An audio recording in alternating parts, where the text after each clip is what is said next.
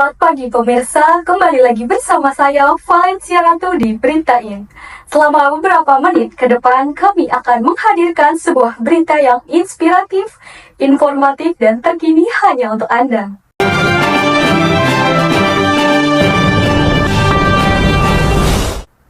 Pemirsa, kami akan menyajikan sebuah informasi yang pertama. Hari ini umat Kristiani di seluruh dunia memperingati Hari Kematian Tuhan Yesus Kristus. Sebuah momen penting dalam tradisi iman Kristen yang jatuh 40 hari setelah Hari Raya Paskah. Di berbagai gereja, termasuk di Katedral Jakarta, misa Hari Kematian Yesus Kristus berlangsung dengan hikmat dan penuh makna. Berikut ini laporan selengkapnya dari jurnalis kami Salsabila Fatifala yang melaporkan langsung dari lokasi. Selamat pagi pemirsa, saya Salsabila Fatifala melaporkan langsung dari Gereja Katedral Jakarta, di mana sejak pagi tadi umat Kristiani sudah mulai berdatangan untuk mengikuti rangkaian acara Jumat Agung pada hari ini. Ibadah ini merupakan bagian dari Trihari Suci dalam kalender liturgi Katolik, di mana dimulai pada hari Kamis Putih, kemudian dilanjutkan dengan hari ini Jumat Agung, besok pada hari Sabtu ada Sabtu Suci, dan diakhiri dengan Hari Raya Paskah pada hari Minggu. Suasana dalam gereja saat ini sudah sangat ramai karena umat sudah mulai berdatangan, dan tepat pada pukul 9 tadi rangkaian acara sudah dimulai, yakni Jalan Salib Kreatif, di mana Jalan Salib Kreatif merupakan visualisasi dari 14 perhentian perjalanan Yesus hingga penyaliban yang disajikan secara dramatik untuk membantu umat menghayati dan merenungkan makna pengorbanannya. Selamat pagi pemirsa, saat ini saya sedang bersama dengan salah satu jemaat yang mengikuti acara di Gereja Katedral Jakarta pada pagi hari ini. Mungkin saya ingin izin bertanya, Ibu dengan Ibu siapa? Ibu Wawa. Ibu Wawa. Ada yang bisa disampaikan dari kesan hari ini? Dari lihat. Kesannya apa ya? Kesannya ini aja gitu aja, hikmat aja untuk acaranya gitu ya, maksudnya bagus lah gitu, mereka menjiwai gitu. Itu aja. Demikian laporan saya dari Gereja Katedral Jakarta. Saya Salsabila Fatifala melaporkan kembali ke studio. Baik, terima kasih Salsabila atas laporannya. Baik, sekarang beralih ke informasi yang kedua. Pemirsa, masyarakat saat ini sudah memiliki kesadaran yang tinggi untuk hidup sehat. Olahraga pagi, menjaga pola makan, dan aktif bergerak adalah kebiasaan yang dilakukan oleh kebanyakan masyarakat untuk menjaga tubuh agar selalu dalam kondisi yang prima. Oleh karena itu, semangat pagi dan gaya hidup aktif menjadi sorotan dalam event Kapal Api Gerak Semangat yang digelar di Gor Pajajaran, Kota Bogor. Acara ini tidak hanya menghadirkan sebuah kegiatan olahraga bersama, tapi juga sebuah hiburan dan edukasi seputar gaya hidup yang sehat. Untuk mengetahui keseruan acara Kapal Api Gerak Semangat, reporter kami Salsabila Fatifala akan melaporkan langsung dari lokasi. Selamat pagi pemirsa, saya Salsabila Fatifala melaporkan langsung dari Gor Pajajaran, Kota Bogor, tempat berlangsungnya event Kapal Api Gerak Semangat. Sejak pukul 6 pagi tadi dapat dilihat kondisi dari Gor Pajajaran yang dipenuhi oleh peserta dari event Kapal Api ini sendiri, dengan berbagai rangkaian acara, jalan sehat, fun games, dan senam massal yang diikuti oleh berbagai peserta pada hari ini. Tidak hanya itu, acara ini juga dimeriahkan dengan berbagai door prize yang sangat menarik, yakni gebiar 100 umroh dan uang tunai setotal miliaran rupiah untuk para peserta yang mengikuti acara pada pagi hari ini. Selamat pagi pemirsa, saat ini saya sedang berada di Gor Pajajaran dan saya sedang bersama peserta yang mengikuti event Kapal Api Gerak Semangat. Boleh diperkenalkan? Saya perkenalkan, nama saya Arka. Perkenalkan, nama saya Yuki. Gimana sih perasaannya mengikuti acara event Kapal Api Gerak Semangat pada hari ini? Ya, kita lagi seru-seruan aja sih, Kak. Kayak eventnya tuh lari gerak semangat tuh kayak seru lah buat kita anak yang masih muda. Jamnya juga tepat sih. Udah gitu sih, Kak. Jadi bisa ikut aktif olahraga juga ya? Iya. Terus habis itu apa hal yang paling menarik dari rangkaian event pada hari ini? Soalnya kan rangkaiannya ada banyak nih. Hal yang paling menarik apa nih kira-kira? Ya, gitulah, biar bisa dapat kopi gratis kan. Ya. Terus bayar juga murah, cuma 35. Oke, jadi dengan harga 35.000 bisa mengikuti full rangkaian acara dan bisa berkesempatan dapat hadiah gebiar 100 umroh kayak gitu. Oke, baik. Terima kasih. Demikian laporan yang dapat saya sampaikan. Saya Salsabila Fatifala melaporkan kembali ke studio. Terima kasih Salsabila atas laporannya. Informasi mengenai kapal api Gerak Semangat akan mengakhiri perjumpaan kita pada pagi hari ini. Saya Valencia Ratu, pamit undur diri. Tetaplah saksikan Beritain untuk mengikuti kabar terkini. Terima kasih dan sampai jumpa.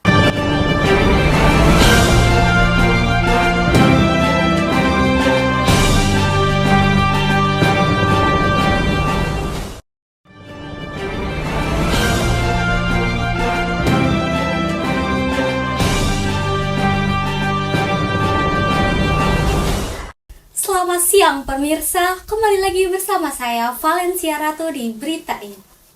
Selama beberapa menit ke depan kami akan menghadirkan sebuah berita yang inspiratif, informatif, dan terkini hanya untuk Anda.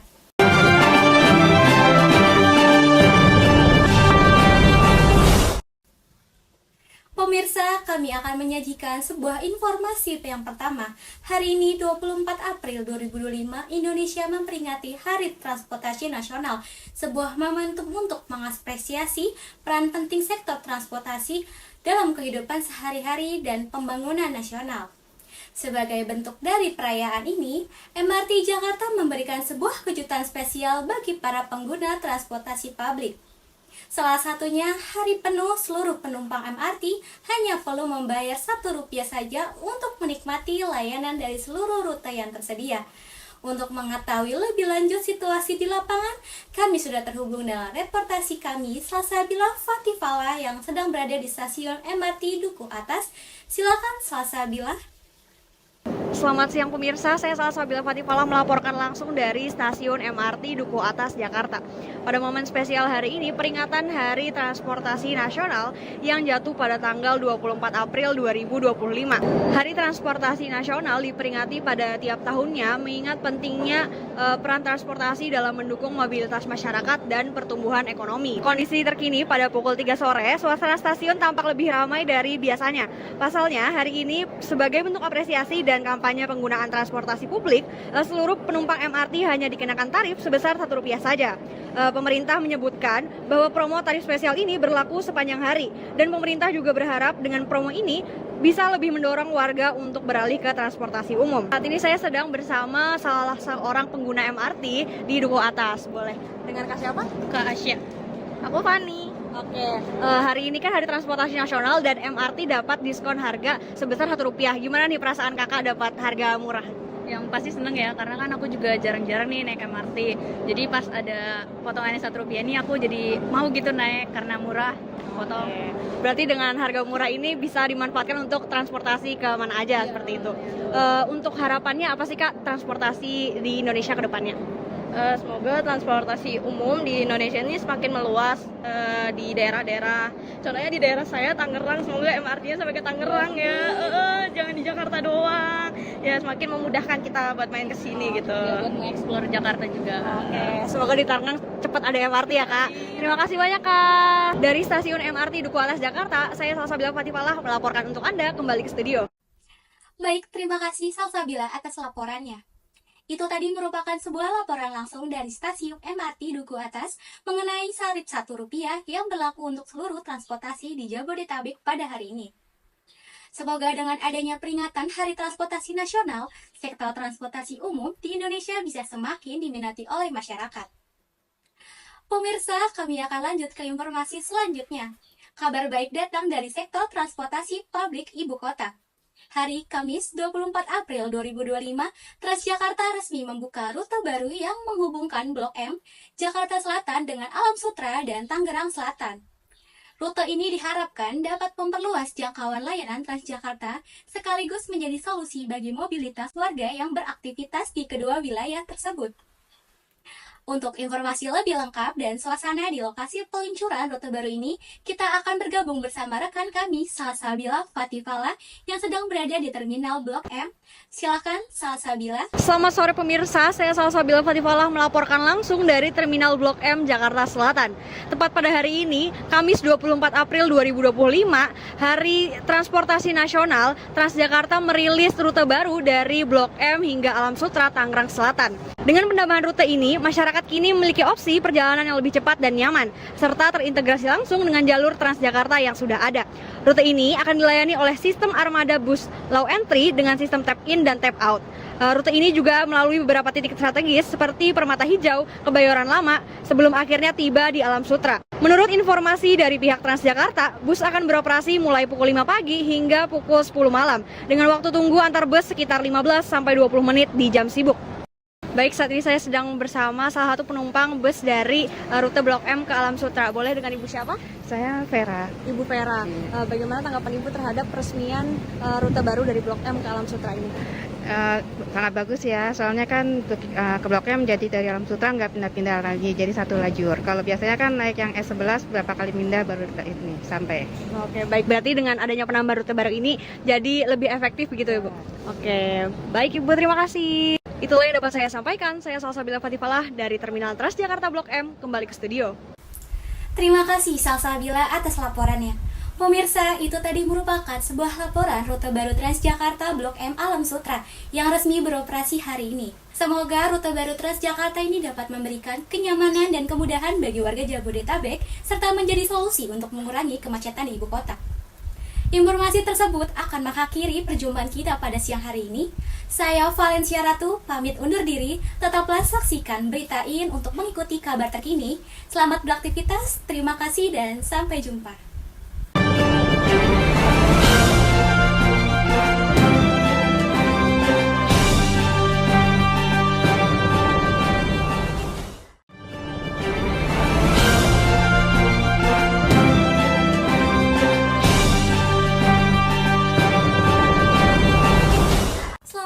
Pemirsa, kembali lagi bersama saya Valencia Ratu di Berita In.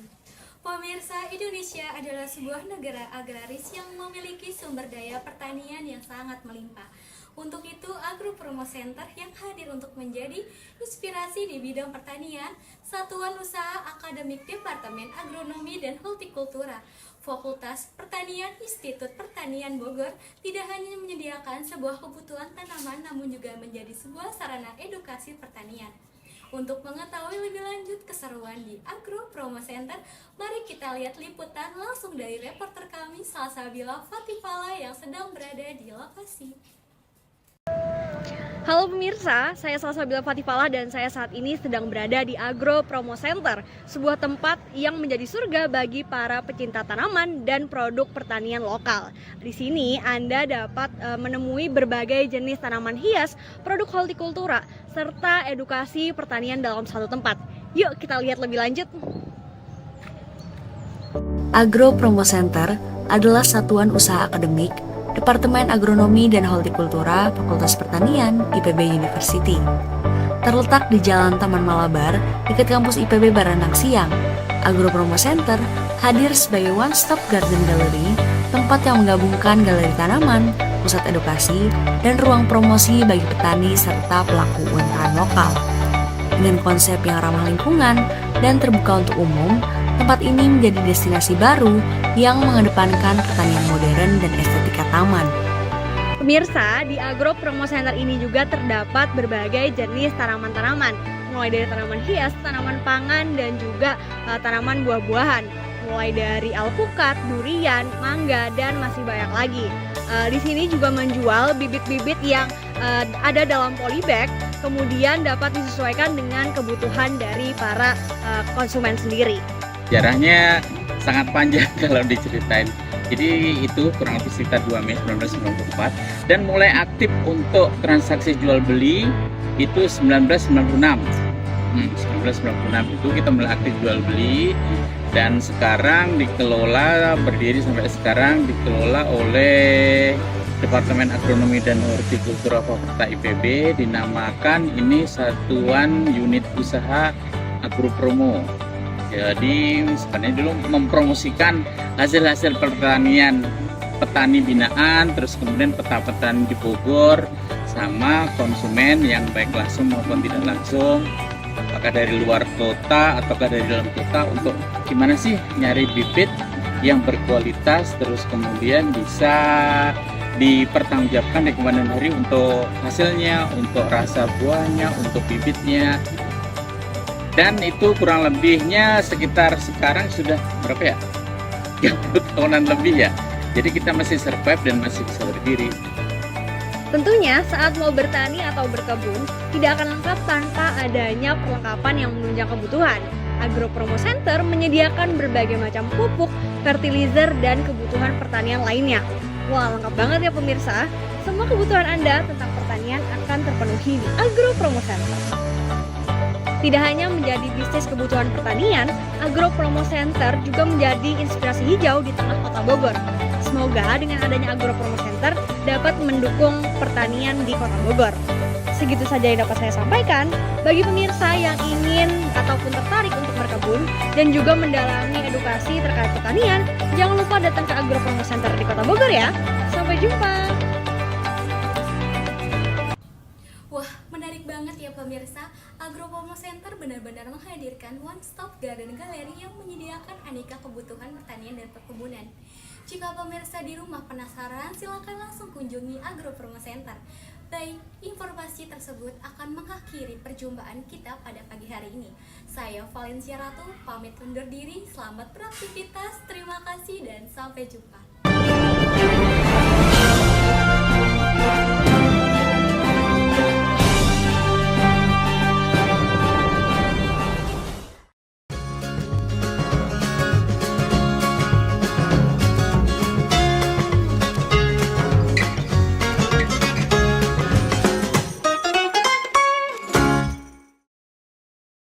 Pemirsa, kembali lagi di Travelin by Beritain bersama saya Salsabila Fatifala dan rekan saya Valencia Ratu. Nah, buat sobat travelin yang lagi bingung cari spot liburan yang dekat dengan harga terjangkau, yuk kunjungin Taman Marga Satwa di Ragunan. Bener banget, gak hanya beragam satwa yang ada di sini, tapi juga banyak sekali nih spot foto keren yang pastinya instagramable. Gimana? Penasaran? Yuk kita lihat lebih lanjut di Taman Marga Satwa Ragunan. Kebun Binatang Ragunan masih menjadi salah satu destinasi wisata favorit untuk melihat berbagai macam satwa. Harga tiket masuknya pun murah meriah, dibanderol dengan harga 4.000 untuk orang dewasa dan 3.000 untuk anak-anak. Meskipun harga tiketnya sangat terjangkau, pengunjung sudah bisa menikmati berbagai fasilitas dan berkeliling melihat berbagai macam satwa yang ada. Bagi sahabat travelin yang membawa keluarga, Kebun Binatang Ragunan bisa menjadi tempat liburan yang pas banget. Sebab di sini kamu bisa mengajak si kecil untuk mengenal alam lebih dekat. Gak cuma itu, kamu juga bisa menggelar tikar dan berpiknik ria di sini. Seru banget kan? Untuk kamu yang ingin berkunjung ke Taman Marga Satwa Ragunan dan membawa kendaraan, kamu hanya perlu membayar Rp1.000 untuk sepeda, Rp3.000 untuk motor, dan Rp6.000 untuk mobil nih. Assalamualaikum, nama saya Ibu Rani, saya dari Depok. Saya milih di Ragunan karena dekat. Terus anak-anak suka sama binatang-binatang. Sama, saya juga tinggalnya di Kebayoran Baru. Suka kemari karena dekat. Terus asri ya lingkungannya. Binatang-binatang juga lumayan masih lengkap, masih bisa dilihat. Anak-anak kecil juga pada suka kesini, termasuk yang gede. Karena sekarang semua fasilitasnya udah ada. Iya, Nggak terlalu murah meriah.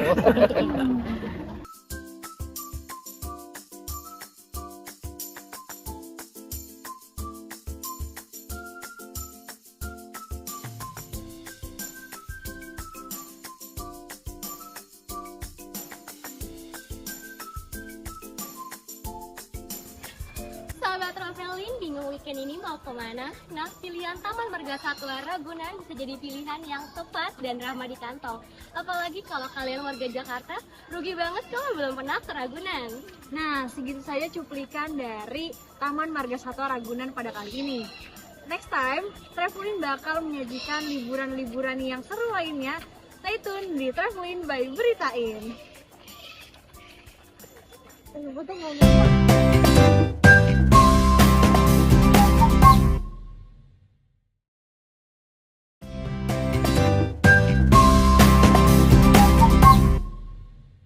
Halo pemirsa, kembali lagi bersama saya Valencia Ratu di Travelin by Beritain.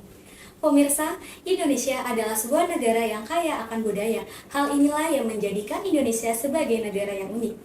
Maka dari itu penting bagi generasi muda untuk memiliki rasa tanggung jawab dengan budayanya serta berkontribusi dalam pelestarian warisan budaya.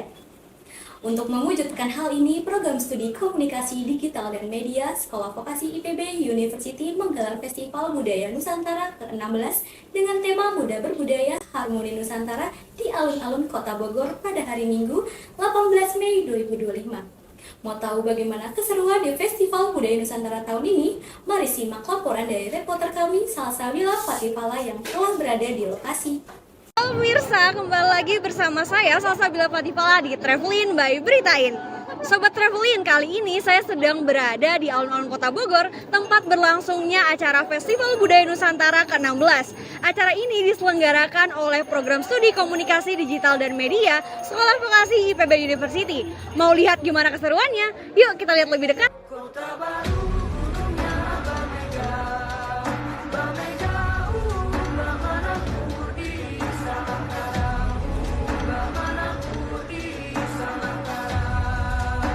Festival Budaya Nusantara ke-16 ini berlangsung sangat meriah.